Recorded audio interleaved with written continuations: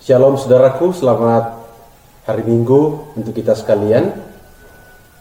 Saya percaya kita semua dalam keadaan baik pada hari ini, menikmati persekutuan ibadah bersama dengan keluarga di rumah kita masing-masing.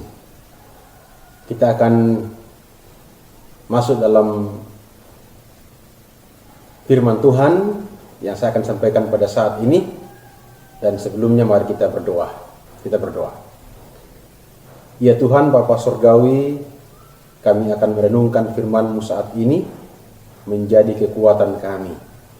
Kiranya Roh Kudus menuntun kami bersama agar kami menjadi pendengar sekaligus pelaku firman dalam hidup kami ini. Terima kasih banyak Bapa. Dalam nama Tuhan Yesus kami telah berdoa. Amin. Puji Tuhan, mari kita membuka Alkitab kita. Saya persiapkan dalam kitab Mazmur nomor 27, ayat yang pertama hingga ayat yang ke-14. Saya akan membaca beberapa ayat saja. Demikian bunyi firman Tuhan. Tuhan adalah terangku dan keselamatanku. Kepada siapakah aku harus takut? Tuhan adalah bentengku. Terhadap siapakah aku harus gemetar? Sesungguhnya aku percaya akan melihat kebaikan Tuhan di negeri orang-orang yang hidup. Nantikanlah Tuhan, kuatkanlah dan teguhkanlah hatimu, ya nantikanlah Tuhan.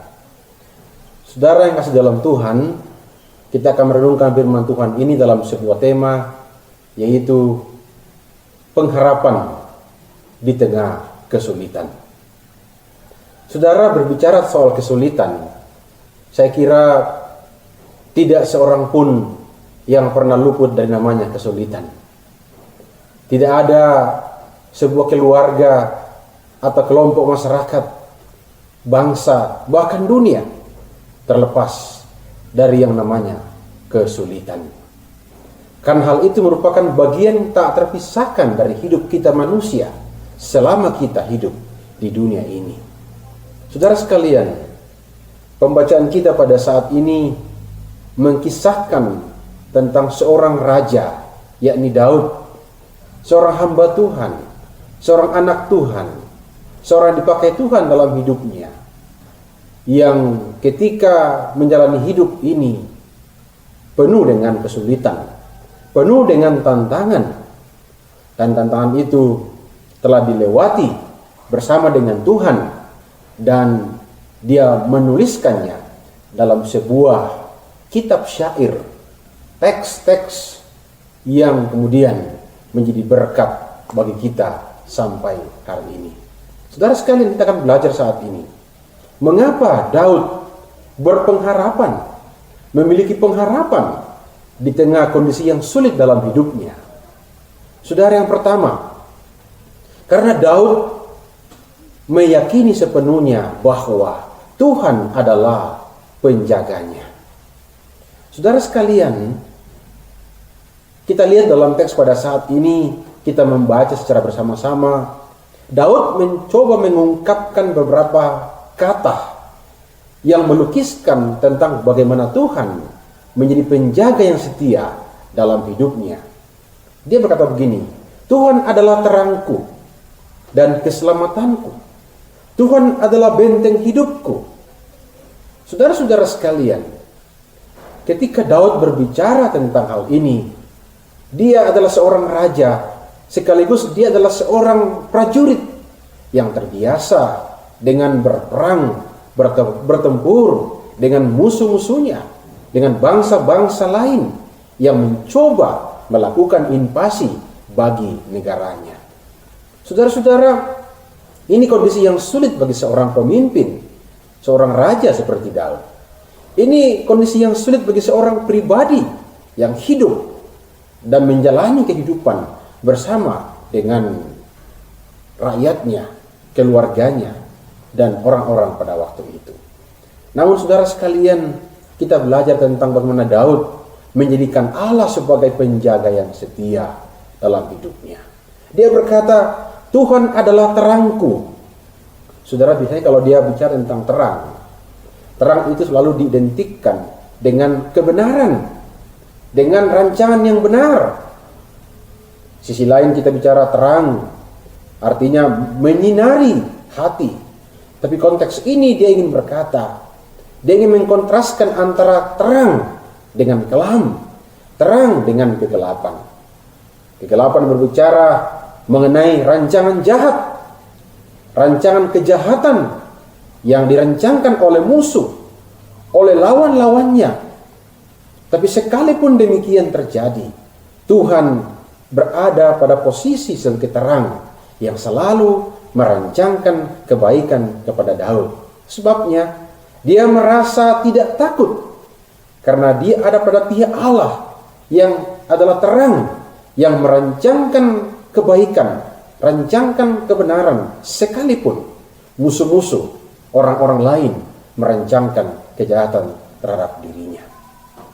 Demikian juga dia mengatakan bahwa Allah adalah keselamatanku. Artinya bahwa dia menyelamatkan Daud, dia menyelamatkan Daud bersama dengan orang-orangnya, sekalipun musuh menghadang, sekalipun tantangan datang menerpa, sekalipun kesulitan itu nyata. Tapi Daud mengakui, sekalipun itu terjadi, Tuhan menjadi penyelamatnya. Tuhan mengangkat dia dari bahaya.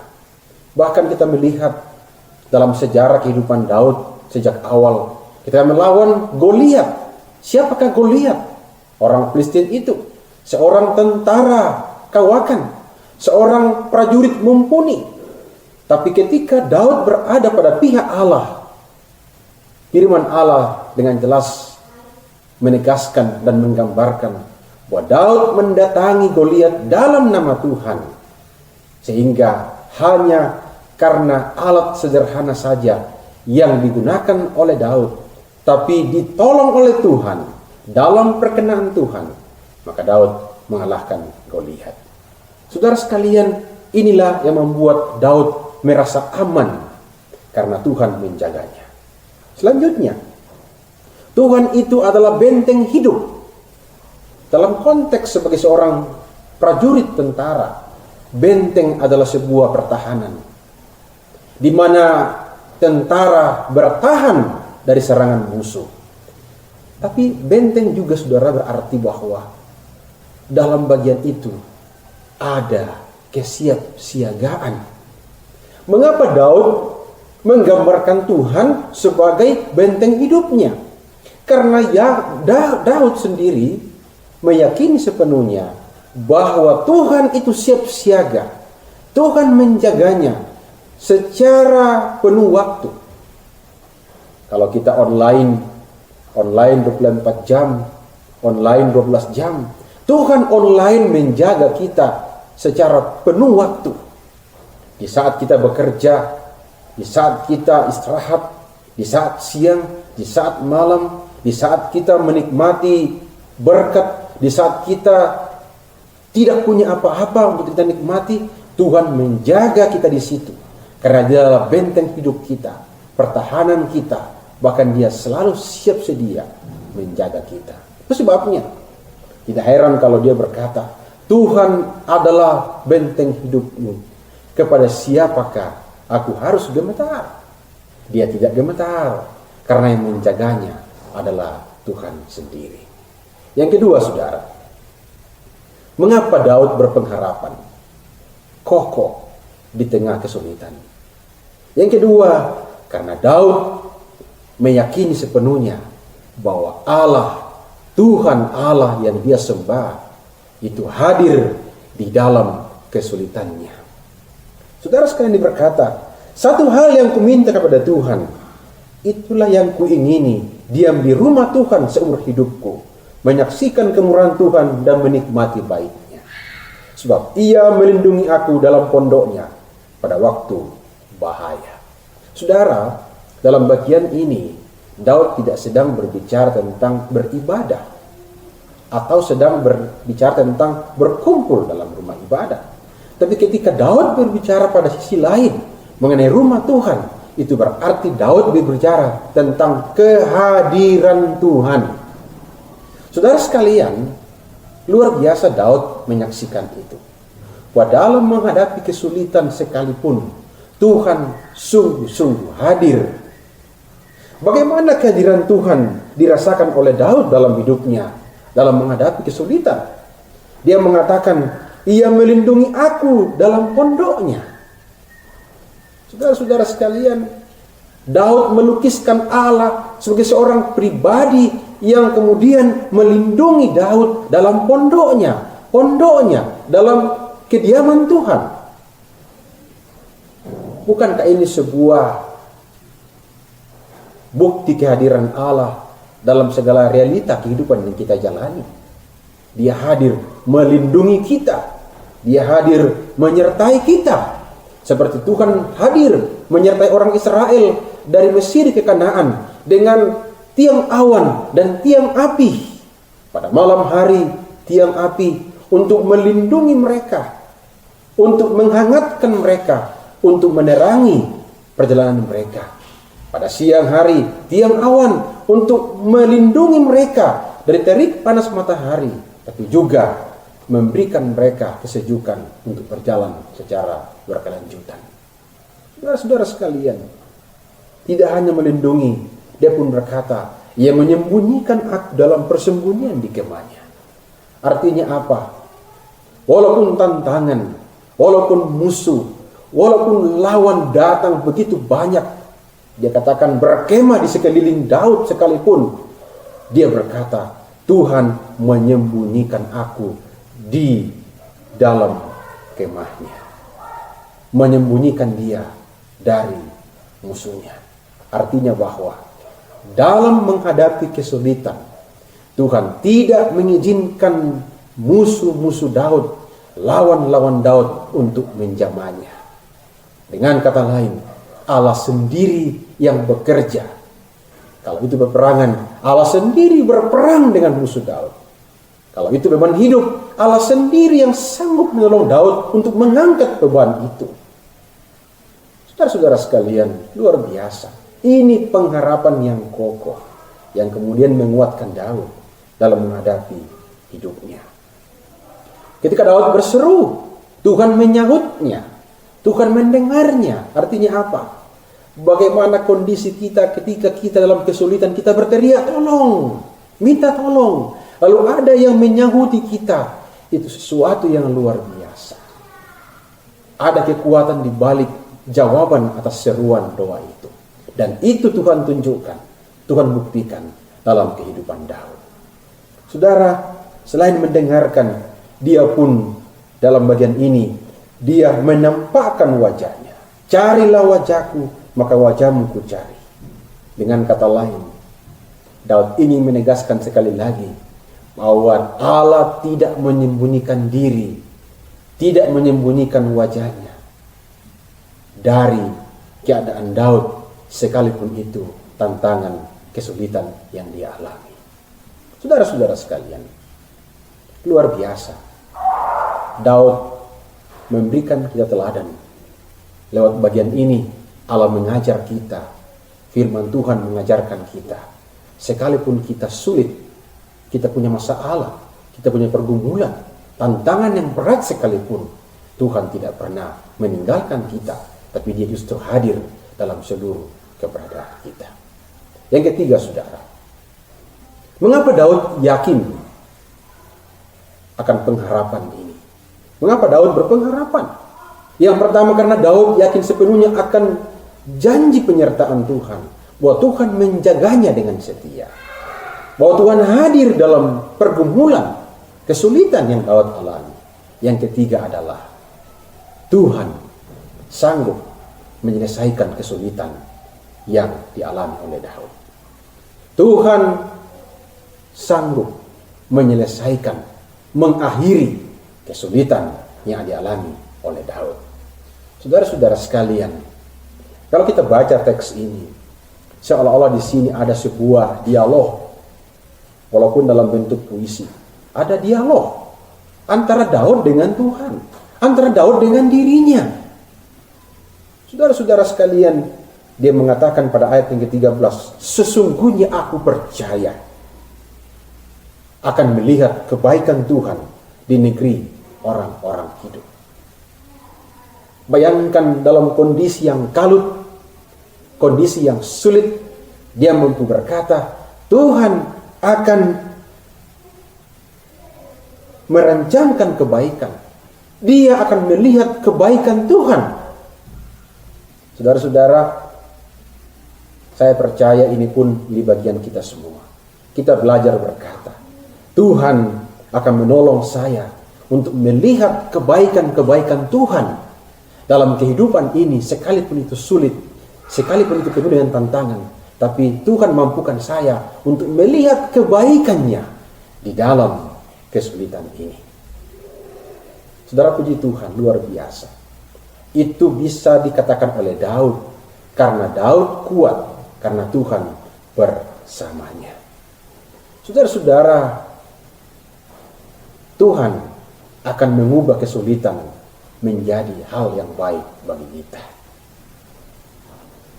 Keyakinan ini tentu menjadi bagian yang harus terus kita renungkan dalam setiap langkah hidup kita. Karenanya diberkata, nantikanlah Tuhan, kuatkanlah dan teguhkanlah hatimu. Kepada siapakah Daud berkata ini, saudara sekalian? Ya, bukan hanya kepada Tuhan. Kan tidak mungkin Daud menyuruh Tuhan menanti-nantikan dirinya. Kepada siapa Daud berkata, nantikanlah Tuhan? Kepada dirinya sendiri. Dan juga kepada setiap orang yang membaca bagian firman Tuhan ini.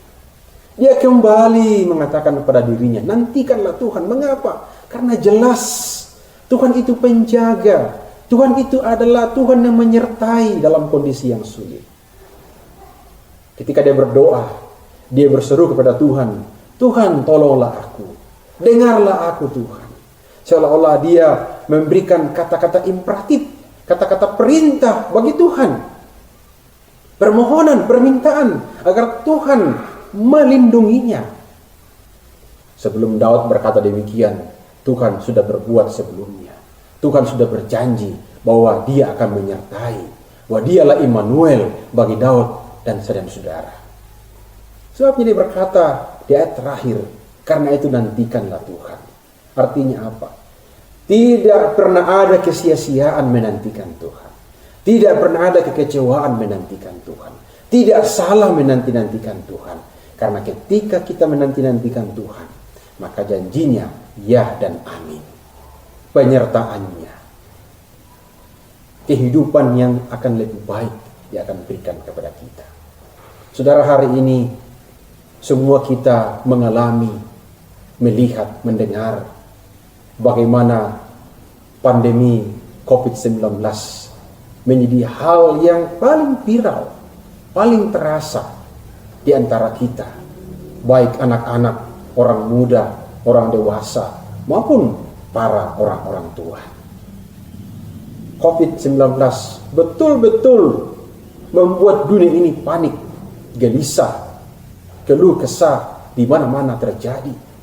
Membuat pemerintah dengan segala kebijakan peraturan, dana-dana digelontorkan demi pencegahan merebaknya, mewabahnya COVID-19 ini. Saudara, siapakah di antara kita yang tidak takut? Tidak ada. Saya pun takut, saya pun khawatir, saya pun gelisah. Tapi jangan kita larut dalam kegelisahan sehingga kita melihat semuanya ini gelap. Saudara, himbauan pemerintah sudah jelas, protap-protap medis jelas, pakai masker, jaga jarak, jangan bepergian kemana-mana kalau tidak penting. Tapi satu hal yang kita perlu ingat, bahwa ada seorang pribadi, Tuhan Allah menyertai kita. Memang virus ini tidak kelihatan, saudara, bermutasi secara besar-besaran, menakutkan.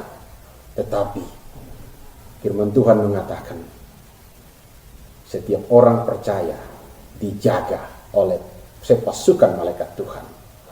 malaikat Tuhan berkemah di sekeliling orang-orang percaya.